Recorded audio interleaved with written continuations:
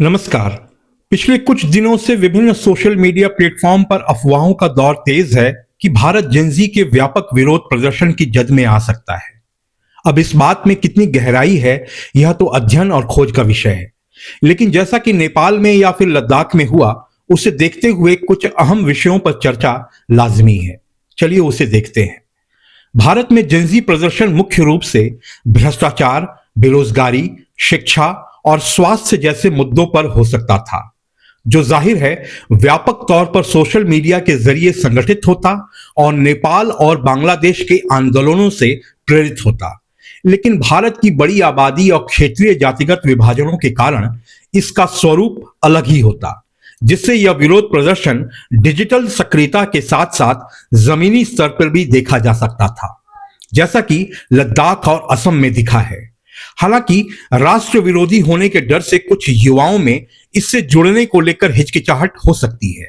भारत के विशाल आकार और क्षेत्रीय जातिगत विभाजनों के कारण ऐसे आंदोलन का पूरे देश में एक साथ होने की संभावना भी नहीं दिखती, क्योंकि जहां ऐसे प्रदर्शन हुए हैं वहां ये समस्याएं दिखाई पड़ती थीं और उनके विरुद्ध कोई संगठित सरकारी प्रयास भी नहीं दिखाई पड़ता था।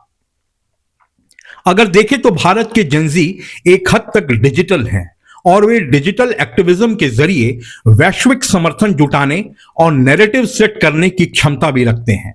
पर दूसरी ओर उनमें करियर के अवसरों की कमी और आर्थिक संघर्षों का डर भी देखा जा सकता है।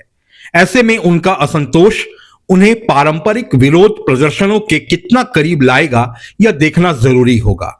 भारत की विशिष्ट सामाजिक राजनीतिक परिस्थितियों के कारण ऐसे विरोध प्रदर्शनों का स्वरूप स्थानीय और खंडित हो सकता है, जैसा कि लद्दाख में देखा गया है।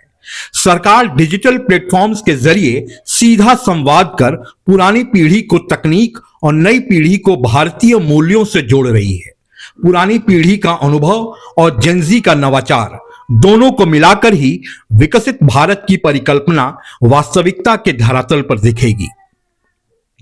कोई भी विरोध मूल रूप से जमीनी हुआ करता है। डिजिटल स्तर पर उसे केवल संगठित या विस्तार किया जा सकता है। कथित जेनजी के प्रदर्शन जिन देशों में हुए हैं वे बहुत छोटे हैं। वहां की सरकारें बुरी तरह से भ्रष्टाचार के चंगुल में रही हैं। शिक्षा, स्वास्थ्य और बेरोजगारी को लेकर समस्याएं वहां विकराल रूप में थीं, जो बाहरी देशों के उकसावे और प्रेरणा से घटित हुए थे। भारत में ऐसा नहीं है। भ्रष्टाचार के विरुद्ध केंद्र और प्रदेशों की सरकारें कमर कसी नजर आती हैं। राजनीति, नौकरशाही और संस्थानों में चलते आ रहे भ्रष्टाचार बड़ी संख्या में उजागर हुए हैं और होते जा रहे हैं। उन्हें दंडित भी किया गया है और शिक्षा, स्वास्थ्य, रोजगार पर सरकारें काम कर रही हैं। ऐसे में भारत जैसे विशाल और विविधतापूर्ण देश में जेनजी के विद्रोह की संभावनाएं टटोलना बिल्कुल असंगत दिखता है।